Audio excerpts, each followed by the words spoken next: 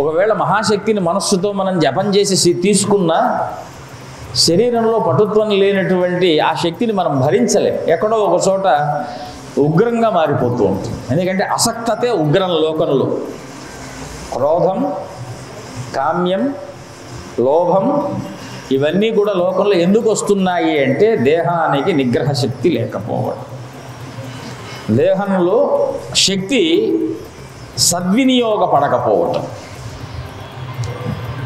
ఈ శక్తిని మనం ఎంతకాలం సద్వినియోగపరచకుండా ఉంటామో అది ఉగ్రంగానో రోగంగానో, ఉగ్రాన్ని తిరగేస్తే రోగం, రోగాన్ని తిరగేసామనుకోండి భోగం. కాబట్టి ఈ మూడు కూడా లోకానికి అనుసంధింపబడే ఉన్నాయి.